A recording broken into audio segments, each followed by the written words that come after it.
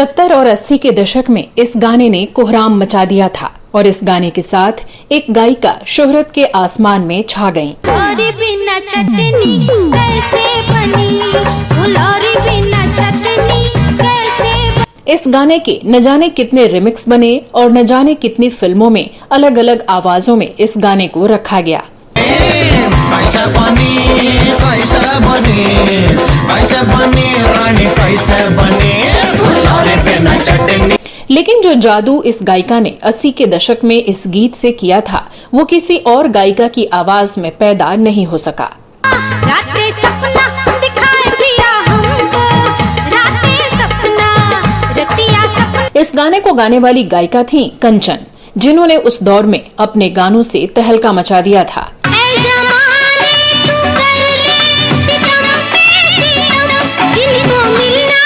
कंचन का पूरा नाम कुमारी कंचन दिनक राव मेल है, जिन्होंने हालांकि गिनती के गाने गाए, लेकिन उनके गानों ने उस समय तूफान उठा दिया था।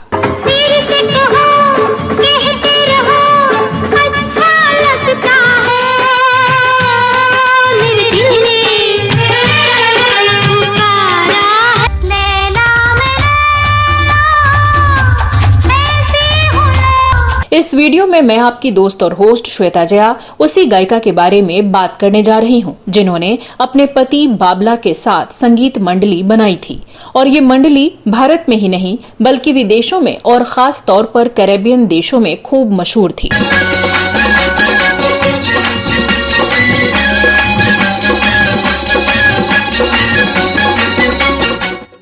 कंचन का जन्म 16 मार्च 1950 को मराठी पृष्ठभूमि के एक हिंदू परिवार में हुआ था।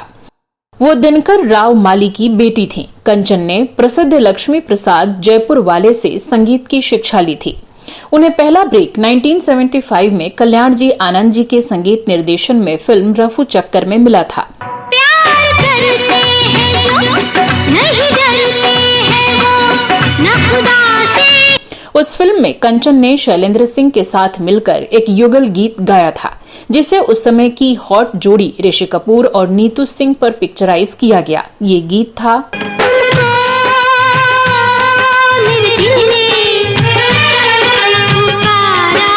दरअसल कंचन के गाए वर्जन को हटाकर लता मंगेशकर के गाए वर्जन को रखा जाना था, लेकिन जब इस गीत को लता मंगेशकर ने सुना तो वो कंचन की आवाज से इतनी प्रभावित हुई कि उन्होंने उस गीत में कंचन के वर्जन को ही रहने देने के लिए कहा।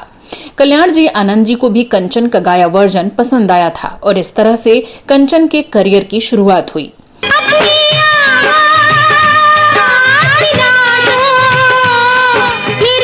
कंचन को उसी फिल्म के एक सोलो गाने का मौका मिला। ये गाना भी उस जमाने में खूब लोकप्रिय हुआ।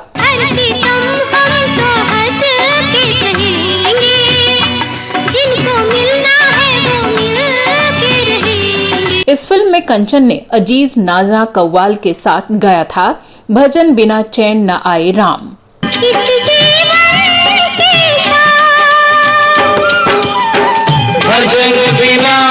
उसी फिल्म में कंचन ने उषा मंगेशकर के साथ एक और युगल गीत गाया था।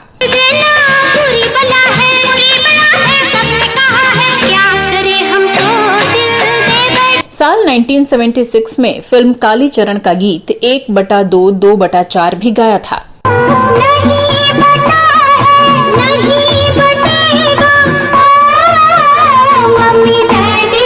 इसके बाद 1980 की फिल्म कुर्बानी में गाए गाने ने तो हंगामा ही मचा दिया।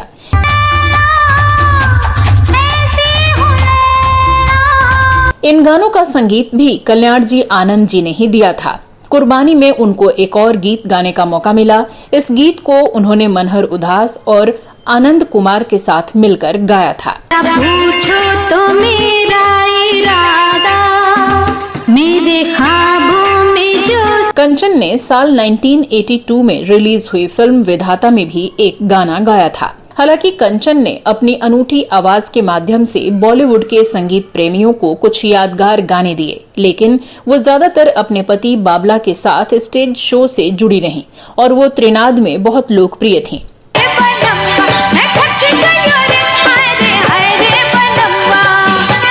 26 जुलाई 2004 को किडनी फेल्योर के कारण मात्र 54 वर्ष की आयु में उनका निधन हो गया। बता दें कि कंचन ने बाबला से शादी की थी। बाबला का पूरा नाम लक्ष्मी चंद बाबला विरजी शाह था, जो विरजी शाह के पुत्र थे।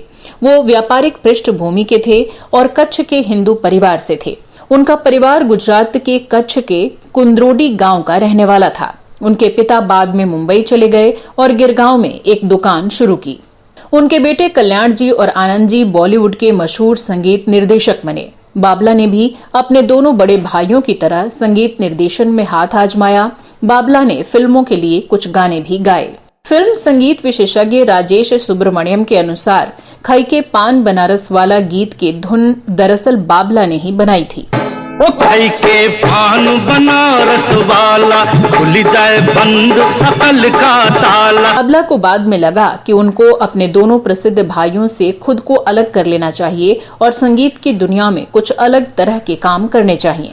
बाबला ने लोक संगीत के साथ साथ पश्चिमी तत्वों को संगीत की अपनी विशिष्ट शैली के रूप में अपनाया और उन्होंने 1962 में अपना बैंड शुरू किया। इसमें उनको सफलता मिली। आज बाबला ड्रमर, तालवादक, संगीतकार और रिकॉर्ड निर्माता के तौर पर सक्रिय हैं। तो दोस्तों, आप कंचन और बाबला के बारे में क्या कहना चाहते हैं? उनके बारे में आपके पास कोई अतिरिक्त जानकारी हो तो वो भी कमेंट बॉक्स में अवश्य लिखें। अगले वीडियो में मैं फिर फिल्मों, गीतों और फिल्मी हस्तियों के बारे में जानी अनजानी जानकारियां लेकर हाजिर हो जाऊंगी। तब तक के लिए नमस्कार।